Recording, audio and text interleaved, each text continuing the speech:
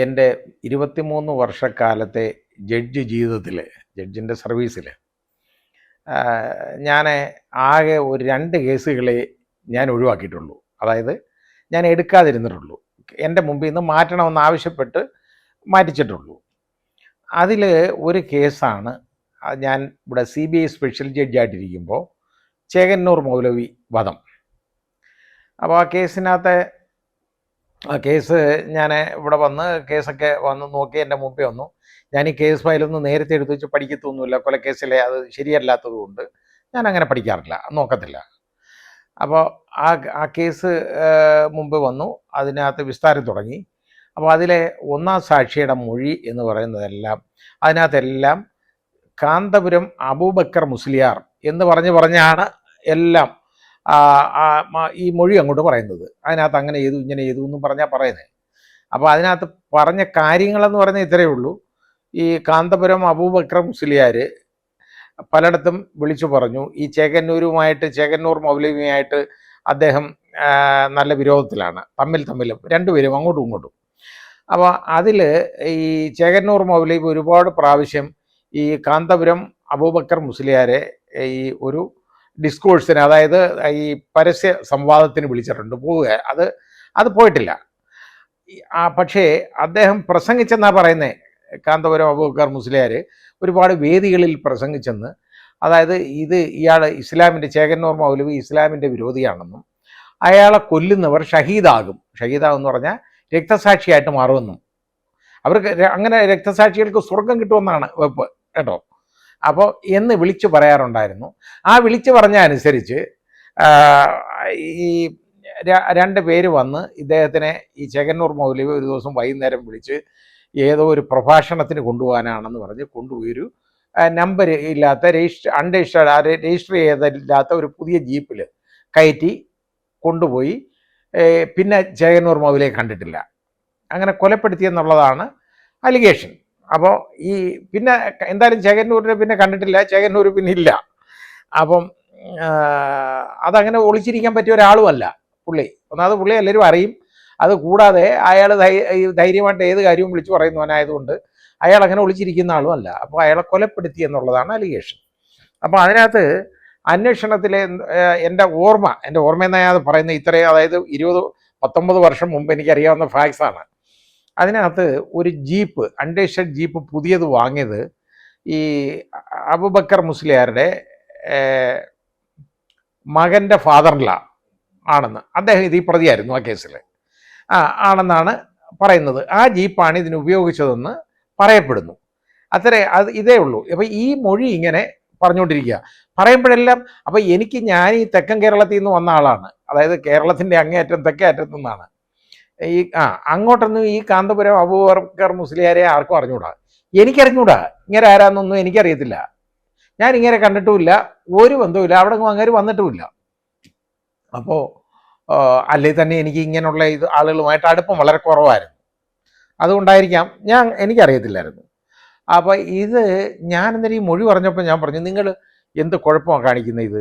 ഇത് ഏത് പ്രതിയാണെന്ന് അങ്ങോട്ട് പറഞ്ഞിരുന്നെങ്കിൽ A1 എന്ന് എനിക്ക്, അല്ലെ A2 ആരാന്ന് എനിക്ക് എഴുതിയാൽ പോരെ, നിങ്ങൾ ഐഡൻറ്റിഫൈ ചെയ്ത് ആരാന്ന് എന്ന് പറഞ്ഞ് ഞാൻ പ്രോസിക്യൂട്ടർ അടുത്ത്, സ്പെഷ്യൽ PP ആണ്, എനിക്ക് ദേഷ്യപ്പെട്ടു. ഞാൻ പറഞ്ഞു, എന്ത് എന്നെ മെനക്കെടുത്താനായിട്ട് ഇങ്ങനെ ഈ കാന്തപുരം അബൂബക്കർ മുസ്ലിയാർ എന്ന് ഞാൻ ഇങ്ങനെ എഴുതിക്കൊണ്ടിരിക്കണം? അതൊരു 10-20 പേജ് എഴുതി കഴിഞ്ഞ് അപ്പോഴത്തേക്ക് ഞാൻ ഇതങ്ങ് മടുത്ത്. അപ്പം ഞാൻ പറഞ്ഞു, നിങ്ങളുടെ ഇത് ആദ്യം ഐഡൻറ്റിഫൈ ചെയ്യിപ്പിക്കും പ്രതി, എന്നിട്ട് തന്നു എന്നെ അത് പ്രതിയല്ല പുള്ളി എന്ന് പറഞ്ഞു. ഞാൻ പറഞ്ഞു, പ്രതിയല്ലാത്ത ഒരാളെ കുറിച്ചാണോ ഇത് പറയുന്നത്? അപ്പം ഞാനിത് ഈ തലയെക്കെട്ടുകാരൻ ഒരാൾ നിന്ന്, അത് ഇദ്ദേഹത്തിൻ്റെ മകൻ്റെ ഫാദറിലാണെന്ന് പറയപ്പെടുന്നു. അങ്ങനെ ഒരു നീളമുള്ള ആൾ, അയാളായിരിക്കും ഇങ്ങനെയെന്ന് വിചാരിച്ചു ഞാൻ. അങ്ങനെ സത്യത്തിൽ ഞാൻ വിചാരിച്ചേ. അപ്പോൾ എന്തറിയോ, ഞാൻ ചോദിച്ചു, അപ്പോൾ ഇത് പ്രതിയല്ലാത്ത ആളെക്കുറിച്ചാണോ ഇത് പറയുന്നേ? ഇതിനകത്ത് ഇത്രയും കാര്യങ്ങൾ, ഇതെന്താ പ്രതിയാവാത്തത്, എന്താ പ്രതിയാക്കാഞ്ഞത് എന്ന് ഞാൻ ചോദിച്ചു. പിറ്റേന്നത്തെ പത്രങ്ങളിൽ കാന്തപുരത്തെ എന്തുകൊണ്ട് പ്രതിയാക്കിയില്ല കേട്ടോ. അതായത് CBI special judge Kamal Pasha എന്നുള്ള ഹെഡിങ് വന്നു. അപ്പോൾ ഇവരെ ഒരുപാട് ഇറിറ്റേറ്റ് ചെയ്തിട്ടുണ്ട്. കാരണം ഇത് വലിയ പ്രശ്നമായിട്ടുള്ള ഒരു മാറ്ററാണ്. CBI അന്വേഷിച്ച അവസാനം ചാർജ് കൊടുത്ത കേസാണ്. അതിനകത്ത് ഇദ്ദേഹത്തെ പ്രതിയാക്കിയിട്ടില്ല. അപ്പോൾ ഇത് പറഞ്ഞ് വേറെ അപ്പോൾ ഞാൻ ഇതിൻ്റെ പ്രതിഭാവം വക്കീലന്മാരുടെ അടുത്ത് ഞാൻ ചോദിച്ചപ്പോൾ പറഞ്ഞ് അല്ല ഇത് ബാക്കി ഇത് എന്ത് മൊഴി വരുന്നു എന്നറിയട്ടെ. അപ്പോഴത്തേക്ക് നമ്മുടെ അഡ്വക്കേറ്റ് രാംകുമാർ, നേരത്തെ ഉള്ള രാംകുമാർ, അദ്ദേഹം ഒരു പെറ്റീഷൻ തന്നു, ഹാജരാക്കി. ഇവർക്ക് വേണ്ടി, ഇവർ ഔവാവുമ്മാന്നോ എന്തോ ഇവരുടെ പേര് ഞാൻ മറന്നുപോയി, ചേകന്നൂരിൻ്റെ ഭാര്യയുടെ പേരാണ്.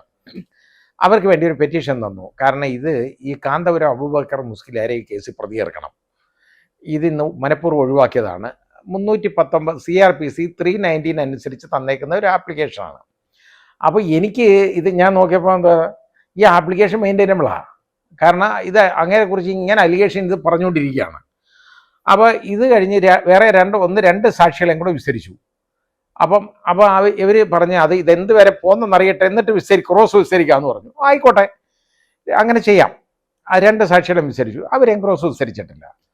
അപ്പം ഞാൻ പറഞ്ഞു, ഞാൻ ഇതിനകത്തിന് ഈ പെറ്റീഷനകത്ത് ഓർഡർ പാസ്സാക്കിയിട്ട് ബാക്കി മതി. ഞാൻ പിറ്റേന്നിരുന്ന് ആ പെറ്റീഷനകത്ത് ഞാൻ നോക്കിയപ്പം ഈ പെറ്റീഷനകത്ത് ഈ അലിഗേഷൻ വെച്ച് നോക്കിക്കഴിഞ്ഞാൽ ഇദ്ദേഹം പ്രതിയാവേണ്ട ആളാണ്. ഞാൻ അങ്ങേരെ പ്രതി ചേർത്തിട്ട് ഓർഡർ ഇട്ടു. അതിൻ്റെ പിറ്റേ ദിവസം വലിയ ഒച്ചപ്പാടായി കേട്ടോ. കാന്തപുരത്ത് പ്രതി, ഈ കാന്തപുരം എന്ന് പറയുന്നാൽ ഇത്രയും വലിയ ആളാണെന്നൊന്നും എനിക്കറിഞ്ഞൂടാ കേട്ടോ, എനിക്കൊരു പിടുത്തമില്ല. അത് കാരണം ഞാനിതൊന്നും നോക്കാറില്ല. പിന്നെ ഇത് വലിയ ആളാണെന്ന് അറിഞ്ഞാലും ഞാൻ ഇങ്ങനെ തന്നെ ചെയ്യുള്ളൂ. അത് എനിക്ക് അത് XOR Y എന്നുള്ളത് ഇമ്മെറ്റീരിയലാണ് എന്നെ സംബന്ധിച്ചിടത്തോളം. അപ്പം ഞാൻ പ്രതിയാക്കി കഴിഞ്ഞ് വലിയ ഒച്ചപ്പാടായി. അപ്പോൾ അത് കഴിഞ്ഞിട്ട് അതിൻ്റെ പിറ്റേ ദിവസം ഒക്കെ ആയപ്പോഴത്തേക്ക് എൻ്റെ അടുത്ത് ഈ ഒന്ന് MK ദാമോദരൻ അഡ്വക്കേറ്റ് കേട്ടോ, അദ്ദേഹമാണ് ഈ കാന്തപുരത്തിന് വേണ്ടി അവിടെ അപ്പിയർ ചെയ്യാമെന്നും പറഞ്ഞു എന്നെ ഒന്ന് കാണാൻ വന്നു രാവിലെ. കൂടെ വേറെ ഒരു സീനിയർ ലോയറുണ്ട്, അദ്ദേഹം ഇപ്പോൾ ജീവിച്ചിരിപ്പുണ്ട്, ഞാൻ പറയുന്നില്ല ആരാണ്. വന്നു കഴിഞ്ഞിട്ട് എൻ്റെ അടുത്ത് ചോദിച്ചു, ഈ കേസ് അത് അല്ല ഇതങ്ങ് ഒഴിവാക്കല്ലേ? ഞാൻ ചോദിച്ചു, ഒഴിവാക്കാനോ? അല്ല ഇതിനകത്ത് സാറ് ഇൻവോൾവ് ആയിട്ടുള്ള ഒരു മാറ്ററാണ്. ഞാൻ ചോദിച്ചു, ഞാൻ ഇൻവോൾവോ? എങ്ങനെയാണ്? അപ്പോൾ പറഞ്ഞു, ഇതാണ്ട് ഇങ്ങനെ ഒരു കേസ്. അപ്പം ഞാൻ കാണുന്നില്ലത്, ഒരു സിവിൽ കേസ് സബ് കോടതിയിൽ, നോർത്ത് പറവൂർ സബ് കോടതിയിൽ കൊടുത്തിട്ടുണ്ട്. അതിനകത്ത് കുറേ പ്രതികളുണ്ട്, 10-20 പേര് പ്രതികളുണ്ട്. അതൊരു കമാലിയ മെഡിക്കൽ ട്രസ്റ്റ് എന്നോ എന്തോ പറഞ്ഞ്, കമാലിയ ട്രസ്റ്റോ മെഡിക്കൽ എന്താ എൻ്റെ പേര് മറന്നുപോയി ഞാൻ, കമാലിയ ട്രസ്റ്റ് അത് ആ രീതിയാണ്. ആ പേര് കേട്ടാൽ കമാലിയ എന്നൊക്കെ പറയുമ്പോൾ ഒന്നാന്നൊക്കെ തോന്നും ആൾക്ക്. ആ രീതിയിലുള്ള ഒരു ട്രസ്റ്റിൻ്റെ പേരാണ്. ആ ട്രസ്റ്റിന് ഒരു മെഡിക്കൽ കോളേജ് ഉണ്ടാക്കിയെന്നും അതിനു വേണ്ടി ആളുകൾ പണപ്പിരിവ് നടത്തിയെന്നും അങ്ങനെ ഈ ഇദ്ദേഹത്തിൻ്റെ മകൻ്റെ കാശ് എത്ര കോടിക്കണക്കിന് രൂപ എങ്ങാണ്ട് അത് വാങ്ങിയെടുത്തെന്നും ഒക്കെ പറഞ്ഞാണ് അതിനകത്ത് എന്നെ പ്രതി ചേർത്തേക്കുന്ന ആ കേസിനകത്ത്. ഞാൻ ഈ ട്രസ്റ്റിൻ്റെ അംഗമാണെന്നും പറഞ്ഞ്. അപ്പം ഞാൻ പറഞ്ഞ് ഇതുമായിട്ട് എന്തോ ബന്ധം? ഞാൻ പറഞ്ഞു, എനിക്ക് ഈ ട്രസ്റ്റ് അറിഞ്ഞുകൂടാ. അല്ല അങ്ങനെ ഇതിനകത്ത് പ്രതിയാക്കിയിട്ടുണ്ട് കമാൽ പാഷ എന്ന് പറഞ്ഞാൽ. ഞാൻ ശരിയാ, ഞാൻ പറഞ്ഞു പ്രതിയാക്കിയിട്ടുണ്ട്. അല്ല ഈ കേസ് അല്ല, ഈ പറയുന്ന വാദി കാന്തപുരത്തിൻ്റെ മകനാ. അപ്പോൾ കേസും ഒക്കെ കൊടുത്ത് റെഡിയാക്കി വെച്ചാൽ എൻ്റെ മുമ്പിൽ നിന്ന് കേസ് മാറിപ്പോണം, അതാണ് ആവശ്യം. അപ്പം ഞാൻ മനസ്സറിഞ്ഞ കാര്യമല്ല ഈ കമാലിയ ട്രസ്റ്റ് എന്ന് പറയുന്ന സാധനം, എനിക്കറിയത്തില്ല. പണ്ടൊരിക്കൽ ഞാൻ എന്തിനോ എന്നെ തൃശ്ശൂർ ഒരു അബൂബക്കർ എന്നും പറഞ്ഞ ഒരാൾ വിളിച്ച്, വേറെ ഒരു പരിചയക്കാരുണ്ട്, വിളിച്ചിട്ട് പറഞ്ഞാൽ തൃശ്ശൂർ ചെന്നതാ. വന്നപ്പോൾ സാറ് ഈ മാളയിൽ ഒരു പുതിയ മെഡിക്കൽ കോളേജ് ഉണ്ട്, അതൊന്ന് കാണണം, അവിടെ എല്ലാവരും വന്ന് കണ്ടിട്ടുണ്ട്, ശത്രുഘ്നൻ സിൻഹ ആരാണ്ടൊക്കെ വന്ന് കണ്ടിട്ടുണ്ട്, അതെല്ലാം അത്ര വലിയ രീതിയിൽ നടക്കാൻ പോകുന്നതാണ്. മുസ്ലിം പെൺകുട്ടികൾക്ക് കേട്ടോ, നിവൃത്തിയില്ലാത്ത സാമ്പത്തിക ശേഷിയില്ലാത്ത മുസ്ലിം പെൺകുട്ടികളെ മെഡിക്കൽ വിദ്യാഭ്യാസം നടത്തുന്നതിനുള്ള സ്ഥാപനമാണെന്ന് പറഞ്ഞു. ഞാൻ പറഞ്ഞു, എനിക്ക് സമയമില്ല. അല്ല സാർ, അവിടെ ഒന്ന് വന്ന് കണ്ടിട്ട് അന്നേരം പോകാമെന്ന് പറഞ്ഞു. ഞാനും വൈഫും ഉണ്ട്, ഞങ്ങളെ ഒരു കാറിനകത്ത് കയറ്റി ഇവിടെ കൊണ്ടുപോരും. ഈ വലിയൊരു കെട്ടിടം നോക്കിയപ്പോൾ നല്ല മെഡിക്കൽ കോളേജ് എന്ന് പറഞ്ഞാൽ ഏതാണ്ട് ഒരു 350 ബെഡും ഒക്കെ ഉണ്ട്, ആളുകളൊക്കെ കിടക്കുന്നുണ്ട്, നല്ല രീതിയിൽ ഫങ്ഷൻ ചെയ്യുന്ന ഒരു മെഡിക്കൽ കോളേജ്. അപ്പോൾ പറഞ്ഞ് ഇതാണ് കാര്യം, ഇതാ മെഡിക്കൽ കോളേജ്. അപ്പം അപ്പോൾ ഇത് നന്നായിരിക്കട്ടെ. ഞാൻ പറഞ്ഞാൽ കൊള്ളാം, നല്ലൊരു ഇൻസ്റ്റിറ്റ്യൂഷൻ, നല്ല സ്ഥാപനം ആട്ടെ. അപ്പോൾ സാറിൻ്റെ മോളെ ഇവിടെ പഠിപ്പിക്കണം. ഞാൻ പറഞ്ഞാൽ അതിന് താല്പര്യമില്ല, അത് മെഡിക്കൽ വിദ്യാഭ്യാസം അതിന് താല്പര്യമില്ല. അതിന് ഈ പിന്നെ ലിറ്ററേച്ചറിന് പോകണമെന്ന് പറഞ്ഞ് നടക്കുന്ന, അതുകൊണ്ട് അതിന് താല്പര്യമില്ല എന്നൊക്കെ പറഞ്ഞ് ഞാൻ അതിന് നന്ദിയൊക്കെ പറഞ്ഞ് അവിടുന്ന് പോകും. അപ്പോൾ ഒരു ഗ്ലാസ്സിനകത്ത് ശകലം സ്പ്രൈറ്റ് എന്ന് പറയുന്ന സാധനം ഉണ്ടല്ലോ, ഞാനത് കഴിക്കാത്തതാ. സ്പ്രൈറ്റ് ഒഴിച്ച് അത് ഞാൻ പറഞ്ഞു, ഇത് ഞങ്ങൾക്ക് 2 പേർ കൂടി ഇത് മതി എന്ന് പറഞ്ഞൊരു പേപ്പർ കപ്പിനകത്താണ് അത് ഒഴിച്ച് തന്നു. അയാൾ ഒരു വലിയ വണ്ണമുള്ള ഒരാളാണ്, വലിയ കുടവയറും ഒക്കെ ഉള്ള ഒരാളാണ് അബൂബക്കർ എന്ന് പറയുന്ന ആൾ. അപ്പോൾ ഞങ്ങളുടെ ഒരു പരിചയക്കാരിയും കൂടെ ഉണ്ടായിരുന്നു. ഒഴിച്ചു തന്നു. അപ്പോൾ അത് ഞങ്ങൾ 2 പേരോട് ഒരു ശകലം കുടിച്ചിട്ട് നന്ദിയൊക്കെ പറഞ്ഞിട്ട് ഞങ്ങൾ പോയി. ഇതല്ലാതെ എനിക്ക് ഇതുമായിട്ട് ഒന്നും അറിഞ്ഞൂടാ, ഒരു പിടുത്തമില്ല. അപ്പം ഞാൻ പറഞ്ഞ ഇങ്ങനൊന്നും അവിടെ പോയിട്ടുണ്ട്. അല്ല സാർ അതിൽ മെമ്പറാണ്. ഞാൻ പറഞ്ഞു ഞാൻ മെമ്പറൊന്നും അല്ല. പിന്നെ ഈ കാരണം പറഞ്ഞുകൊണ്ട് ഈ പരിപാടി എനിക്ക് മനസ്സിലായി. എൻ്റെ മുമ്പിൽ നിന്ന് കേസ് മാറ്റുന്ന പ്രശ്നമില്ല, ഞാൻ മാറ്റത്തില്ല. നിങ്ങൾ വേണമെങ്കിൽ മാറ്റാൻ മൂവ് ചെയ്തു, എനിക്ക് കുഴപ്പമില്ല. അപ്പം അവർക്ക് അത് മനസ്സിലായി. പെട്ടെന്ന് എൻ്റെ മുമ്പിൽ നിന്ന് മാറ്റാൻ പറഞ്ഞാൽ എളുപ്പം മാറ്റാറില്ല കേസുകൾ. പലരും ഇത് ഈ ആവശ്യം കൊണ്ട് ചെല്ലാറുണ്ട്. അപ്പോൾ ഇത് പറഞ്ഞു കഴിഞ്ഞാൽ പോയി കഴിഞ്ഞപ്പോൾ എന്താ അറിയോ, കുറച്ച് ദിവസം കഴിഞ്ഞപ്പോൾ ഞാൻ ഇത് അപ്പോഴത്തേക്ക് സമൻസ് അയച്ചേക്കാണ്. സമൻസ് അയച്ചപ്പോഴത്തേക്ക് ഈ ഒരു പ്രശ്നം വന്നേ. ഈ ഓർഡർ ഹൈക്കോടതി ചലഞ്ച് ചെയ്തു. അപ്പോൾ എൻ്റെ കൂടെ പണ്ട് മുതലേ വിരോധമുള്ള ഒരു ഹൈക്കോടതി ജഡ്ജിയുണ്ട്, എൻ്റെ കൂടെ വിരോധമാണ്. എന്തിനാ വിരോധമെന്ന് എനിക്ക് അറിഞ്ഞൂടാ. അങ്ങേർക്ക് എൻ്റെ കൂടെ ഭയങ്കര ദേഷ്യമാണ്. കാരണം അത് പുള്ളി സർവീസിൽ നിന്ന് വന്ന ആളും ഞാൻ ഈ ഇടിച്ചു കയറി വന്നെന്നുള്ളൊരു തോന്നല. ഞാൻ ഡയറക്റ്റ് സെലക്ട് ജില്ലാ ജഡ്ജിയാണ്. പുള്ളി ജില്ലാ ജഡ്ജി എന്ന ഒരുപാട് വർഷങ്ങൾ കഴിഞ്ഞായി വന്ന ആളാണ്. ആ മൂത്ത് നരച്ച് വന്നതിൻ്റെ ആ മനപ്രയാസം കൊണ്ടായിരിക്കാം എന്തോ എൻ്റെ കൂടെ മിണ്ടത്ത് സംസാരിക്കത്തില്ല പുള്ളി. അത് പിന്നെ അത് മാത്രമല്ല, അത് വേറെ ചില കാര്യമുണ്ട് അതിനകത്ത്. കാരണം അത് ഒരു ചെറിയ വർഗീയത പ്രശ്നം കൂടെ ഉണ്ട് അതിനകത്ത്, അതുകൊണ്ടായിരിക്കും. അപ്പോൾ ഏതായാലും അദ്ദേഹം ഇതിനകത്ത് എടുത്തു വെച്ചിട്ട് senior special judge like Kamal Pasha എന്ന് പറഞ്ഞ എൻ്റെ പേരെഴുതി ആ ഓർഡറിനകത്ത് വെച്ച് ഇങ്ങനെ would not have passed such an order. എന്താ കാരണം എന്നറിയോ? അതിനകത്ത് എഴുതിയേക്കുന്ന റീസണിങ് ഇതാണ്: ഈ സാക്ഷികളെ ക്രോസ് വിസ്തരിക്കാനായിട്ട് ഞാൻ ഈ കാന്തപുരം അബൂബക്കർ മുസ്ലിയാർക്ക് അവസരം കൊടുക്കാതാണ് ഇദ്ദേഹത്തെ പ്രതിയാക്കിയത്. അതുകൊണ്ട് അത് എവിഡൻസ് ആകുന്നില്ല എന്നുള്ളത് ശരിയാണ്. ആരോപണങ്ങളേ ഉള്ളൂ, എവിഡൻസ് ഇല്ല. അപ്പോൾ അങ്ങനെ അതുകൊണ്ട് ഈ 319 ഇൻവോക്ക് ചെയ്യുന്ന സമയമായില്ല. ഓർഡർ അത് പ്രിമച്വറാണ്, സ്റ്റേജ് തെറ്റാണ്. അത് തെറ്റാണ് ആ കാഴ്ചപ്പാട്. കാരണം ഒരിക്കലും ഒരു പ്രതിയെ ഈ കക്ഷി ഇറക്കാനായിട്ട് അയാളെ വിളിച്ചുകൊണ്ട് വന്നിട്ട് അയാൾക്ക് ക്രോസ് ചെയ്യാൻ അവസരം കൊടുക്കാൻ ഒക്കത്തില്ല. കാരണം കേസിലെ കക്ഷിയല്ല അയാൾ. ഒരു കേസിലെ പ്രതിയാണെങ്കിൽ ഈ സാക്ഷിയെ ക്രോസ് ചെയ്യാൻ അനുവദിക്കാം. ഇത് പ്രതിയാവാൻ പോകുന്ന ആളാണ്, അയാൾക്ക് നമുക്ക് അവസരം കൊടുക്കാൻ ഒക്കത്തില്ല. അതൊരു കോമൺ സെൻസ് ആണ്. അപ്പോൾ അതിനെതിരാണ് അത് മുഴുവൻ എന്നുള്ള രീതിയിലാണ് ഞാൻ ആ ഓർഡർ എഴുതി. അതുകൊണ്ട് ആ ഓർഡറിനകത്ത് തന്നെ ഞാനത് പറഞ്ഞിട്ടുണ്ട്, അങ്ങനെ കൊടുക്കാൻ ഒക്കത്തില്ല എന്ന് പറഞ്ഞാൽ ഓർഡർ എഴുതിയേക്കുന്നത്. അപ്പോൾ ഇത് എന്നെ ഇങ്ങനെ എഴുതി വെച്ചു. അപ്പോൾ എനിക്കത് പ്രശ്നമായി. കാരണം എനിക്കെതിരെ ഒരു സ്ട്രിക്ചറായിട്ടത് മാറിക്കഴിഞ്ഞാൽ എൻ്റെ ഫ്യൂച്ചർ ആയിട്ടുള്ള പ്രോസ്പെക്ട്സിനെയൊക്കെ ബാധിക്കും. കാരണം ഞാൻ അന്ന് ഇപ്പോൾ സെലക്ഷൻ ഗ്രേഡ് ആയിട്ടില്ല, സൂപ്പർ ടൈം ആയിട്ടില്ല, പിന്നെ ഹൈക്കോടതി ജഡ്ജി, ഈ 3 പദവികളുള്ള വരേണ്ടതാണ്. അപ്പോൾ ഇത് എനിക്ക് ഇത്രയും ചെറുപ്പത്തിൽ ഈ സർവീസ് കയറി എനിക്ക് ഇതൊരു ബുദ്ധിമുട്ടാവുമല്ലോ എന്ന് കണ്ടിട്ട് ഞാൻ പിന്നെ അത് സുപ്രീം കോടതിയിൽ പോയി ഇത് എക്സ്പെൻഡ് ചെയ്യണമെന്ന് പറഞ്ഞ് പെറ്റീഷൻ കൊടുത്തു. ആ പെറ്റീഷൻ അവസാനം അത് ഇത് എനിക്കെതിരെയുള്ള സ്ട്രിക്ചർ അല്ല, ഇത് സ്ട്രിക്ചറായിട്ട് കണക്കാക്കാനും പാടില്ല, ഇതൊന്നും എൻ്റെ ഫ്യൂച്ചർ പ്രോസ്പെക്ട്സിനെ സർവീസിൽ ബാധിക്കരുത് എന്നൊരു ഓർഡർ തന്നു. എനിക്ക് മതിയായി, എനിക്ക് പ്രശ്നമില്ല. അപ്പോഴത്തേക്ക് ഒരുത്തൻ കൊണ്ടുവന്ന് ഒരു ഹൈക്കോടതിയിൽ ഒരു പരാതി എഴുതി അയച്ചു. ഞാൻ ജില്ലാ ജഡ്ജി ആയിരുന്നുകൊണ്ട് ഒരു ട്രസ്റ്റിൽ അംഗമായിട്ട് അതിന് പണം പിരിക്കാൻ നടക്കുന്നു എന്ന് പറഞ്ഞാൽ കൊടുക്കുന്നേ.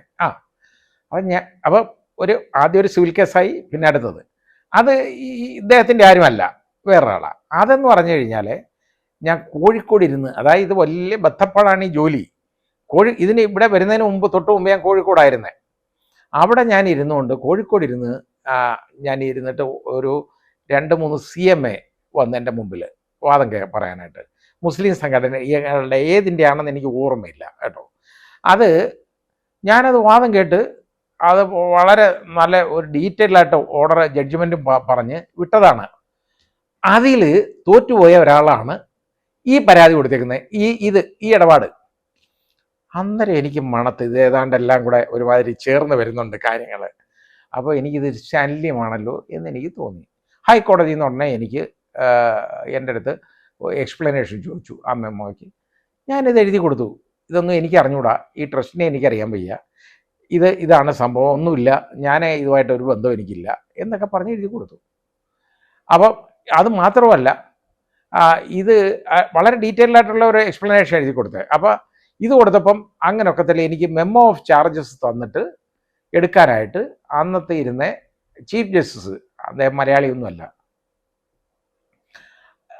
പിന്നെ അത് ഒരു തീരുമാനമായിട്ടപ്പോൾ എൻ്റെ അടുത്ത് സമാനം ചോദിക്കണം. അപ്പോൾ ആദ്യമേ സമാനം പോലും ചോദിച്ചില്ല, സമാനം ആദ്യം ചോദിച്ചില്ല. അപ്പം ചോദിച്ചപ്പോൾ ഞാൻ ഈ സമാധാനം ഡീറ്റെയിൽഡായിട്ട് എഴുതി കൊടുത്തു. ഞാൻ ഇതുപോലെ ആകെപ്പാടെ ഇങ്ങനൊരു കോളേജ് ഞാനൊന്ന് പോകാനിടയായിട്ടുണ്ട്, അവിടെ ഞാൻ ഒന്നും ചെയ്തിട്ടില്ല, എനിക്കതുമായിട്ട് യാതൊരു ബന്ധവുമില്ല, ഈ ട്രസ്റ്റുമായിട്ട് എനിക്ക് ഒന്നും അറിഞ്ഞൂടാ, അവിടുത്തെ അംഗമല്ല. അപ്പം ഇതിൻ്റെ ഡോക്യുമെൻറ്റ്സ് ഇതിൻ്റെ കൂടെ ഉണ്ടായിരുന്നു. ഞാനത് നോക്കിയപ്പം എന്താണെന്നറിയോ, ഞാൻ ഒപ്പിട്ട മിനിറ്റ്സ് ഉണ്ടെന്നാണ്. ഒരു ദിവസം ഞാൻ അവിടെ ഇവരുടെ മാളയിൽ മീറ്റിങ്ങിൽ പങ്കെടുത്തെന്ന് മിനിറ്റ്സ് എഴുതി വെച്ചേക്കുക.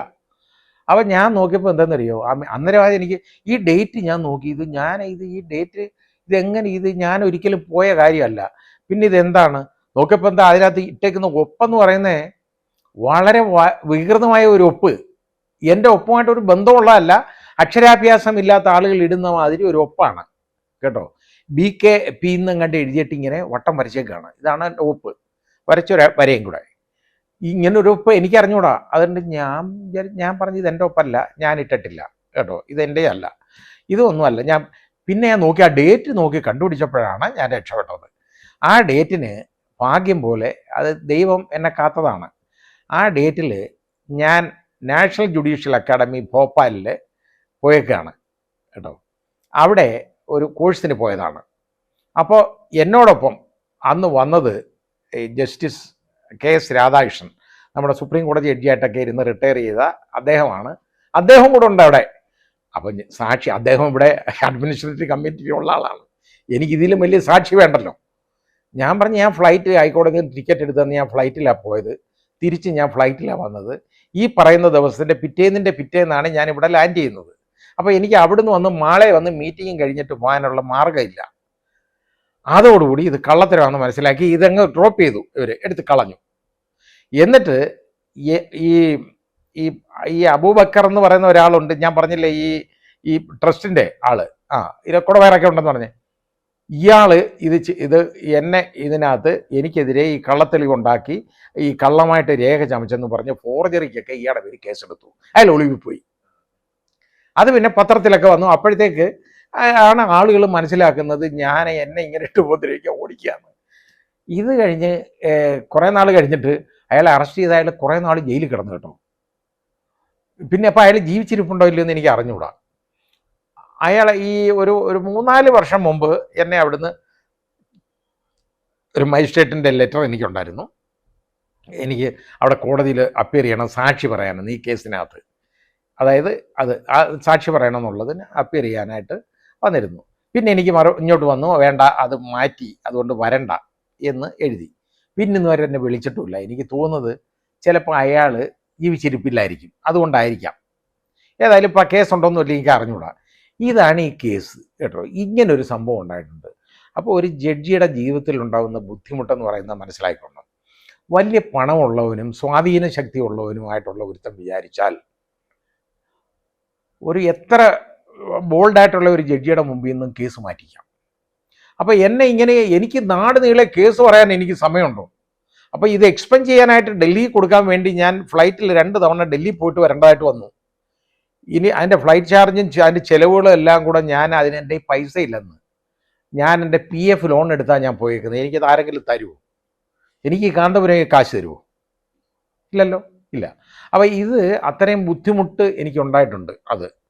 അപ്പോൾ ഞാൻ അത് കഴിഞ്ഞപ്പോൾ ഞാൻ വിചാരിച്ചപ്പോൾ എനിക്ക് ഇങ്ങനെ ഇവിടെ കേസായി, വേറെയും കേസുകൾ കൊടുക്കാനുള്ള ഒരുക്കമുണ്ട്. അപ്പോൾ ഞാൻ വിചാരിച്ചു എനിക്ക് ഈ നാട് നീളെ നടന്ന് കേസ് നടത്താൻ എനിക്ക് പറ്റത്തില്ല, ബുദ്ധിമുട്ടാണ് എനിക്ക്.